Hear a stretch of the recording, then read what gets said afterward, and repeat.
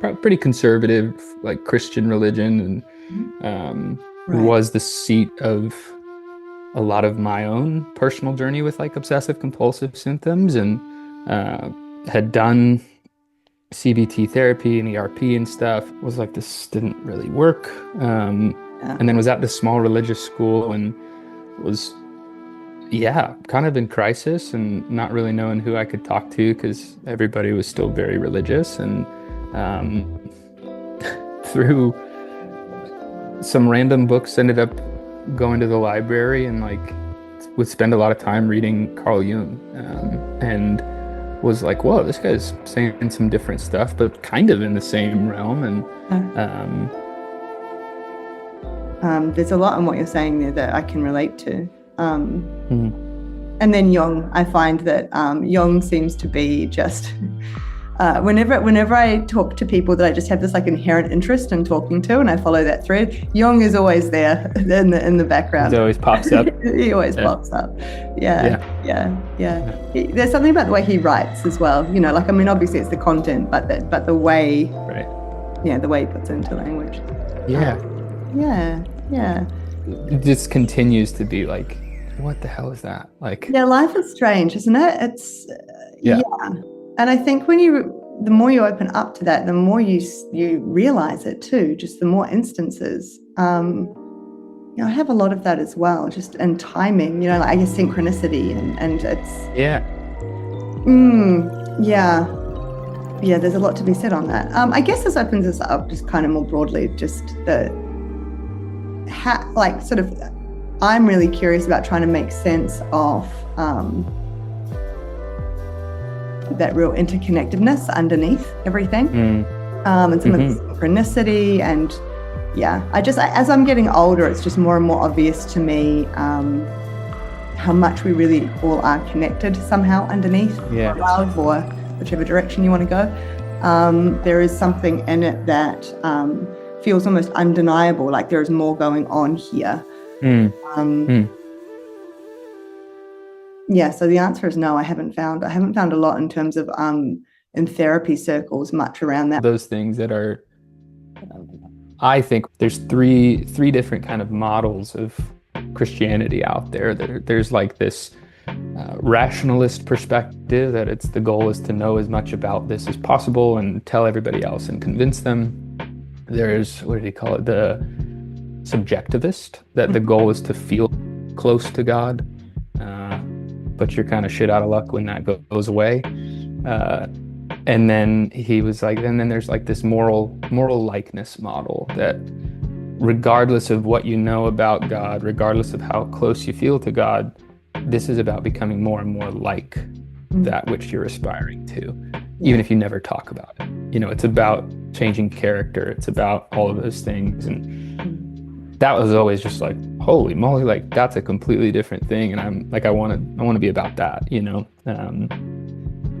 And that I do think, we get into really spiritual dimensions with therapy. Like the ones that stay, I think, do tend to ask these questions, and you start to have like,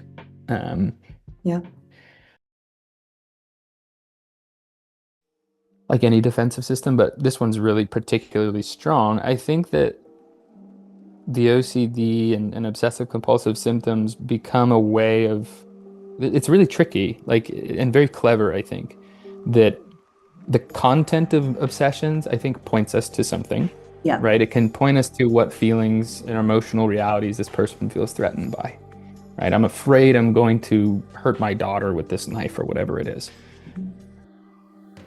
The tricky thing is they get so wrapped up with that content and fighting that in a reality that doesn't actually exist that it becomes more and more anxiety provoking and goes off on a life of its own. Yes. All the while, the real reality that they're afraid of, my frustration, my anger, my ambivalence, whatever it is untouched. And so I think there's there's a content and then there's the function of it. The function is to pull you away from a reality that feels threatening, scary, unfamiliar. Maybe I don't know how to deal with my own emotions. And I think the tricky thing is too, we need to treat both. Yes. Like, you know, we need to help the person realize that they're making a choice. It might not feel super conscious, but they're making a choice to, go off the off ramp into, mental predicting and, worst case scenarios and mind reading and all these things. That's taking them either to the past or the future. It's never taking them in the present. Yeah. And so showing them that they're jumping off to that is one thing, and how to disengage from that, but to come back and be like, yeah, and there's something here that you're going away from. Yeah, there's a reason. I think it's, yeah. Yeah, like there is this avoidance of the just it off, just the I guess the initial reality, or like the before you go off over here. Yeah, and you're right. It's actually this thing that they go off into becomes more and more the reality that they're engaging in. It's not, it becomes more the world that they engage in, whereas the actual world that's existing in the here and now is becoming more and more distant, or they're more and more disconnected from it, which, if it is a very painful and uncomfortable or ambivalent or, reality in front of them, then that will be really reinforcing, obviously, to be running off over here. But there is something about, and I think you did mention it also in the abstract, if I'm right, but there is something about obsessional compulsive phenomena that is very insistent. Like, it really does feel like it's so tricky to really get to the root of, if we call it that. And there are all these ways that you can work on certain compulsions, but I find that then it just manifests somewhere else, right? It sort of what is it that you have found? The way that I've framed it is like, in the cheat kind of does, is like primary and secondary experience. Primary experience is sensory motor, it's, emotions, feelings, interpersonal stuff. And secondary experience is thoughts, analyzing, predictions, all that stuff. And what I think the obsession is doing is taking a really overwhelming, unfamiliar, uncertain, maybe helpless primary experience, and she calls it binding it. Like, it's giving that like a direction, and it takes something really uncertain and makes it really certain. I'm not anxious and stuff because right now you and I are having an emotional conversation. I'm anxious because this part. Psychoanalysis, they asked why this part.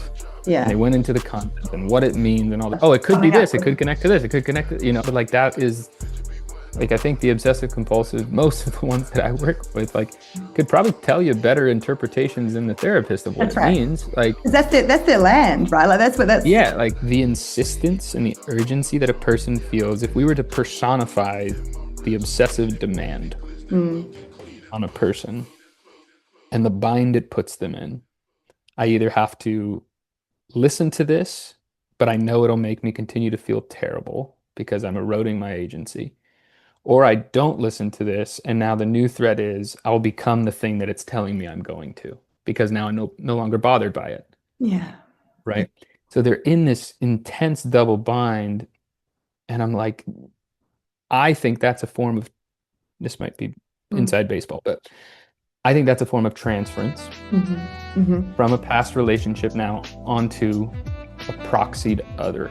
But in the form of this demanding, if you want to call it superego, whatever, that is recreating a very specific relationship. An earlier relationship that really was like that, Yeah, great. Where I had to either comply or not comply, and then it was aloneness, dread, all this stuff. Being an individual and holding on to our sort of autonomy, I don't need anyone, independence, like to the point of chronic loneliness. Or connectedness, dependence, and the terror, just the terror of, being either engulfed by the other or sort of annihilated, or however you want to look at it, whatever it is exactly, depending too much on any other, really letting someone in, really letting someone see you and love you and know you. I'm damned if I do, damned if I don't. Very black and white, and very, you know, you hear rigidity already in the binary thinking, and the pressure, and just that pressure, you know, like in relationship with someone, they're asking you something, they're looking at you, and just that sort of ramped up pressure inside of it's this answer or that answer, it's this or that, I give them that or I don't give them that, you know, compliance, defiance, like all this. And I already tighten up as I sort of imagine that position, you know, and just there's a pace issue with this as well that I always come back to. You know, people are, you can often spot it with a very quick response, and the I guess the failure in earlier life and earlier relationships to learn that there's not just two options, and you know, that we don't always understand everything, nor do we need to always understand everything, especially not immediately, that we can be uncertain together, that someone's point of view doesn't always have to win.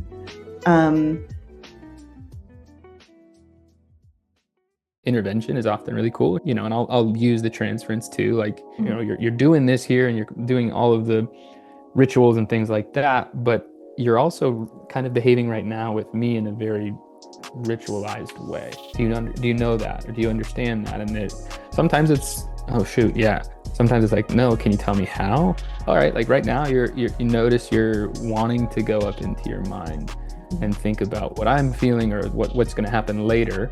That is taking you either into the past or the future. I'm happy to look at that with you if we want to take that off frame, and or what's here right now. We could also look at that, and then just like letting that be.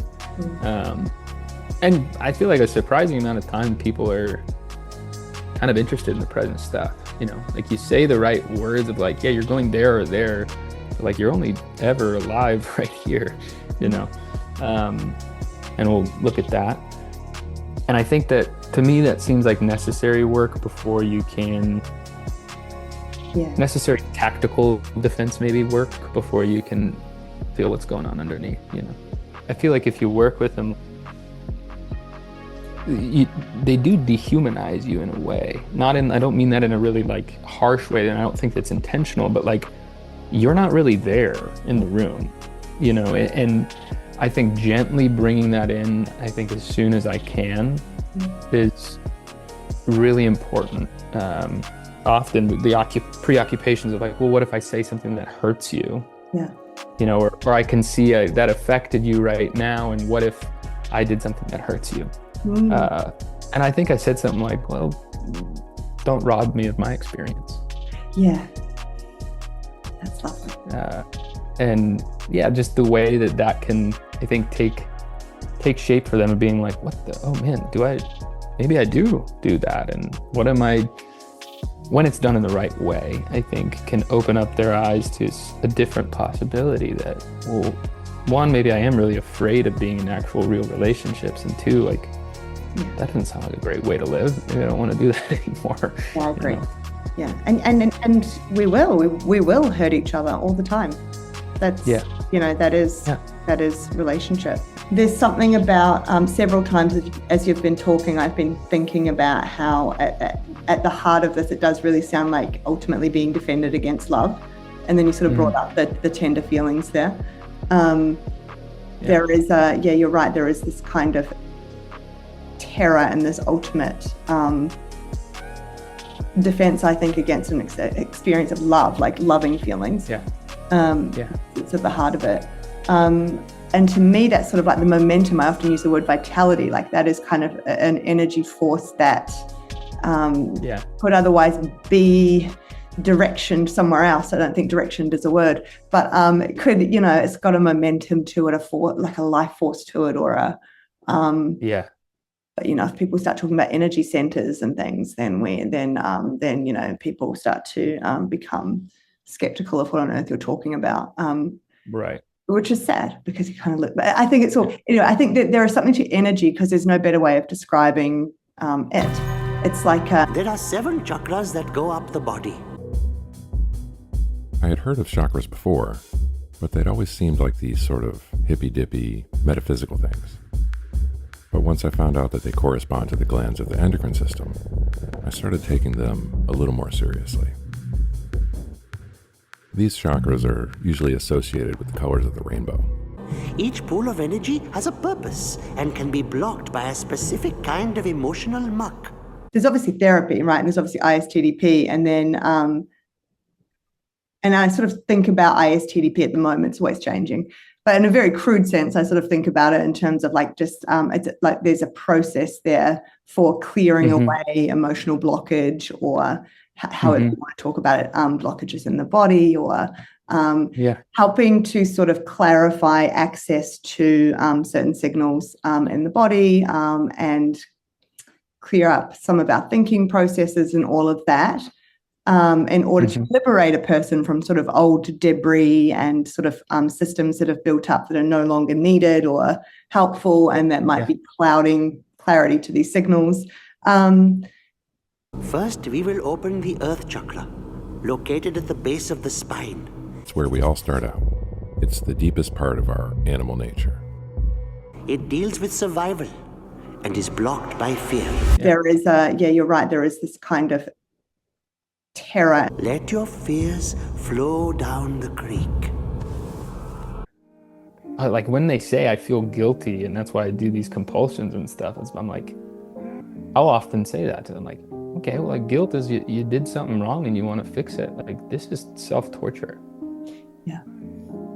You should we see like what things you actually have to be guilty for and work through them versus just punishing yourself endlessly, something like that, where at least it just introduces the little plants the seed that like, oh wait, maybe what I'm doing isn't guilt, it's actually a defense against guilt. Yes. And the only way I can actually feel guilt, back to the love thing, is like when I admit that I loved this thing that hurt me and I still love it, and that's why I want to repair it. Right? It can't happen without the loving piece. And so I think that's where it gets tricky with the obsessional stuff too, because they're not letting themselves love, and then they're closed off to all those other experiences. Yeah. Guilt is guilt's a really tricky one as well. Especially used in that way that you're describing there, sort of guilt, shame. I think shame is a developmentally earlier emotional experience, and when it is, and it does entail self-punishment. It does entail looking at oneself through the eyes of a rejecting other whom I wanted care from and wasn't there. And so I think a lot of the self-attack are shame-based defenses, not that defenses in the sense that it's not a real experience that they're replaying, but it's like they're stuck in a loop of shame, but trying to get to the next level of development of guilt, if that makes sense. Yes, that's kind of this inhibitory silencing kind of like put yourself back in the box thing too. Like I internalize this in a very specific way for God knows what reason. And I think that is, and I'm by no means implying that like I am worked through, but like in my own therapy in life, in this time in life, that's been one of the most guilt engendering and painful processes to work through is,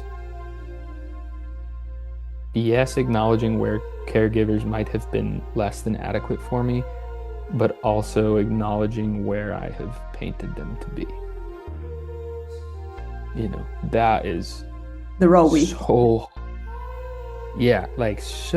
hard to acknowledge and feel, withdraw that projection and be like, oh my gosh, I have done a violence to my view on you for so long because of my projections. And what has been lost in that, what is just the time, how much time. That hurts. Well, that's a really I'm going to say advanced place to get to. Like that's a long road to get to that. So you've obviously been working at, but that is something. I think that I always talk. I think guilt is it's like the hardest feeling to really fully feel and hold. Yeah. Orange is the sacral. It's associated with emotions and creative impulses. This chakra deals with pleasure and is blocked by guilt. I hurt all of those people. You need to forgive yourself. Yellow is the will to act in the solar plexus. This chakra deals with willpower and is blocked by shame. You will never find balance if you deny this part of your life. And grief, I think. Guilt and grief. And I think they're often, I mean, like that was the sequence of. They kind of go together too often too, don't they? Yeah. Yeah. Mm-hmm. Guilt over what I've lost leads to that feeling, Yeah. I wanted to, because as you say that instinctively, so I mean, I've just happened to have had a lot of death throughout my life. The fourth chakra is located in the heart. And is most often described as something like harmony. It deals with love and is blocked by grief. Let the pain flow away. Very good. I don't think I would identify necessarily with Christianity anymore, but like the healing that as the terror and things have been worked through and pulling back, like, oh my God, I made you into be this when you were, maybe this, but also not that bad, like all of that stuff. You start to then, or I've started to then be like, well, what the hell have I held about what those views about? What are all the other things that I have, I know we're talking about in this projective process, but like all the other things that I've shut out or only let in a particular lens. The terror of opening up the possibility of it all. Mm-hmm. Yeah, it's so painful. I know. And it's also great, and all those things, but I don't think we talk enough about that as a source of resistance too. I agree. This like dizziness of freedom that we like get really overwhelmed by when it starts to open up, and we want to go back to the cave, we want to go back to the safety. Womb, yeah, but we can't, Yeah, we can. There's a lot of ways. Yeah, there's a lot of ways. Yeah. The fifth in the chain deals with truth. And deals with communication and expression. And is blocked by lies. The ones we tell ourselves. You cannot lie about your own nature. You are the avatar. The third eye is indigo and is said to be the mind or the imagination. It deals with insight and is blocked by illusion. The greatest illusion of this world is the illusion of separation. We live as if divided. It's it reminds me too of Dante's Inferno and like this journey is weighty, and it is both in terms of weight and like WAIT, like it's like but it's hefty, and it's the capacity, building this capacity to really feel. That's where I see its importance, and I really do think ultimately with something like ISTDP, just really I don't know how else to say it, but sort of almost building out the body's ability to have the feeling in all the spaces, like the intensity of it. Not what most people think we're talking about, like if you say, I helped someone today to feel something. Did you get the emotion wheel out? Did you name exactly what it was? And bear. Bear the feeling. All these words that are trying to get at this actually, I think about the physical body, and I think about, I've found these online spaces to just be really vital. I don't know.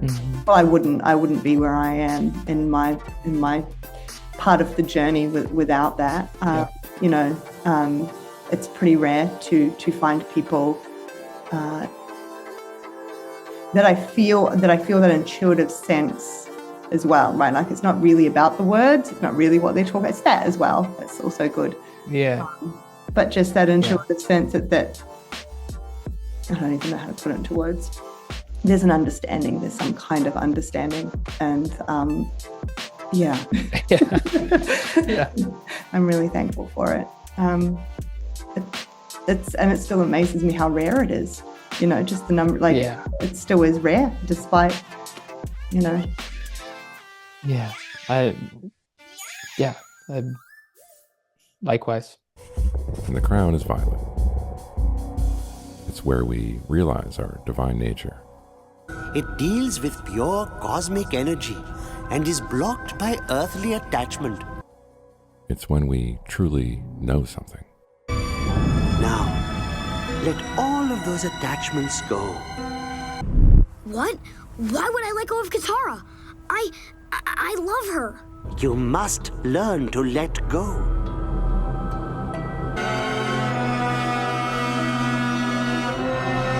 What is actually getting avoided